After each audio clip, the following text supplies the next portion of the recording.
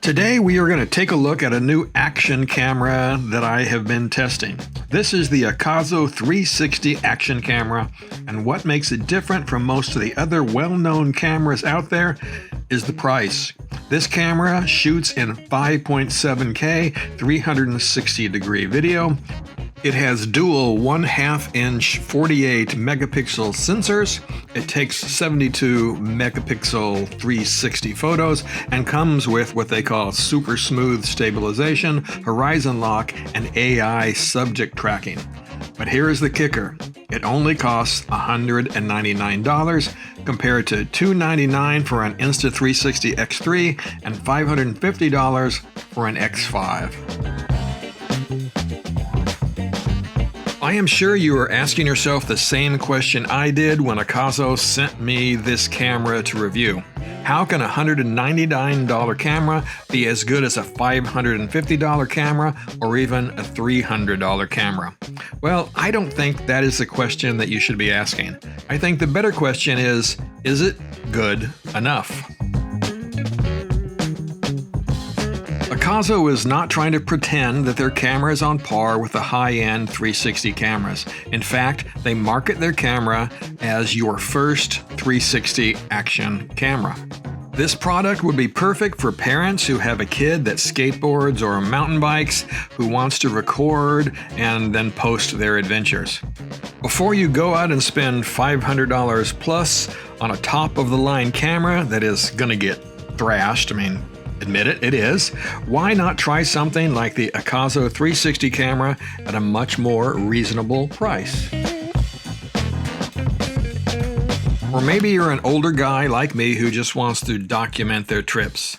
But you're on a budget, or maybe you don't even know if you're going to like being a YouTuber. So before spending a lot of money, well, this camera is the perfect place to start. To prove my point, I think the best way to evaluate the Akaso 360 action camera is to show you the footage I have taken on the last few rides. While you are reviewing this footage, I will go over some of the features, pluses, and minuses of the camera. I asked Akaso to send me everything they had to mount the camera to a motorcycle. Along with the camera, they sent me an invisible selfie stick and a pretty nice bar clamp. The one issue was that the camera attachment was for a standard single lens action camera and not the screw mount commonly found on 360 action cameras today. I contacted Akaso about this and they explained that the camera was new and mounting accessories were still in the works. So the bottom line is that if you're a motorcyclist and you want to mount the camera on, well, your handlebars, or even a bicyclist who wants to put your cameras up there, you may need to source the clamps, ram balls, etc. from third parties. Fortunately, this kind of stuff is readily available on Amazon. Akaso does have a motorcycle mounting kit on their website for $29.99, and the pictures show a ball mount for the screw-in base. However, I cannot verify this by actually looking at the kit, so I would contact them first and make sure that it supports the 360 action camera. One good thing, however, is that the Akaso 360 action camera comes with 2 batteries. At the time they sent me the camera, a dual battery charger was not available, so I have been charging the batteries in the camera. That works fine for this review, but if I was taking the camera on the road, I would need that charger. Now, on Amazon, Akaso lists a creator bundle that includes 3 batteries and a charger for $249.99 with no SD card. There is a similar bundle with a 128 gigabyte SD card for $269.99. I will of course include links to everything in the description of this video, and I'll include any discount codes I have to share. The operation of this camera is very simple. You turn it on by pressing the power button on the side. To start recording, you press the large glove-friendly button at the bottom of the screen. To stop recording, press that button again.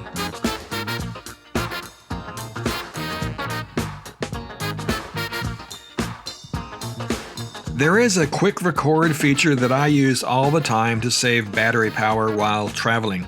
Press the large button while the camera is off, it wakes up and starts shooting. Press it again and the camera stops recording, then shuts down. The one thing you have to be aware of about this feature is that there is a little bit of a lag time.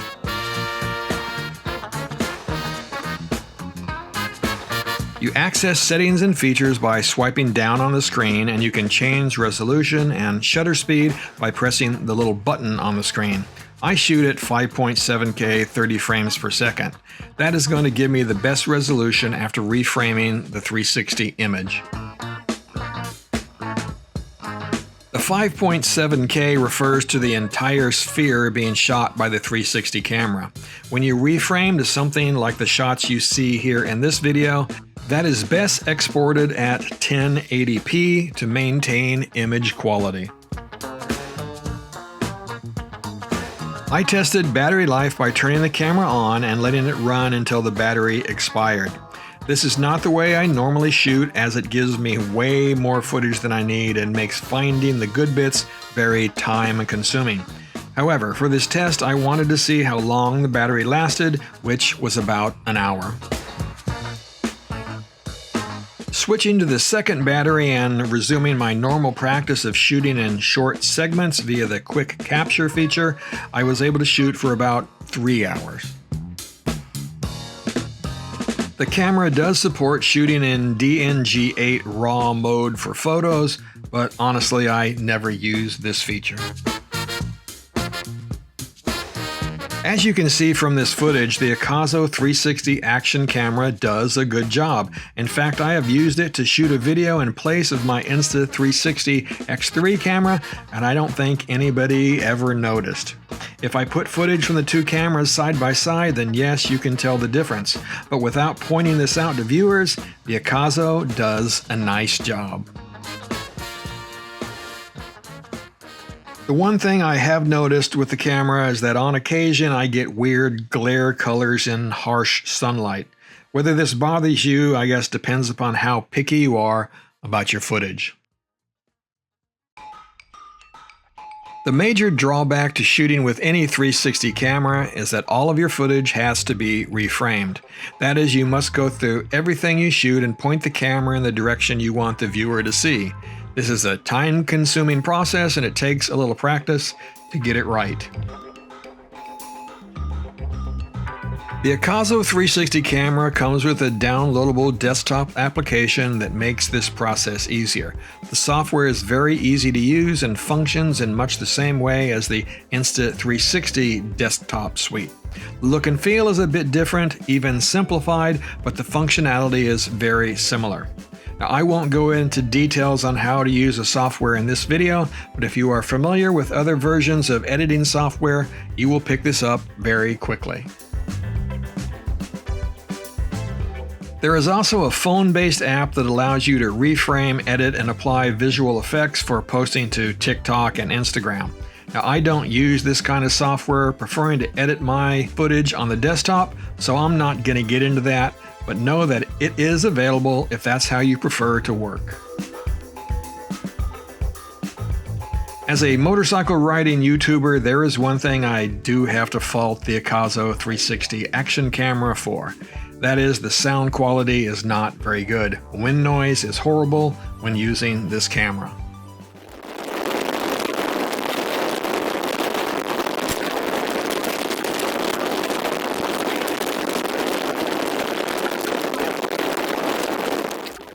Personally, I don't like all of that wind noise in my videos, so most of the time I use background music in my riding footage, or I may lay in a separate track for engine sound.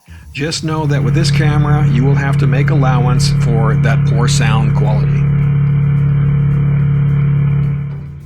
The bottom line here is that this inexpensive 360 action camera from Akaso works pretty darn well.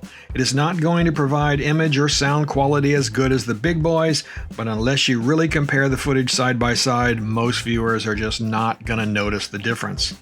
If you are looking for a reasonably priced way to get into the YouTube game, or you want something for your kids to play with, the Akaso 360 action camera is a good place to start. As I said, there will be links in the description of this video, and I will pass on any discount codes that Akaso gives me. As always, keep riding safe out there, and of course, keep squeezing your lemon.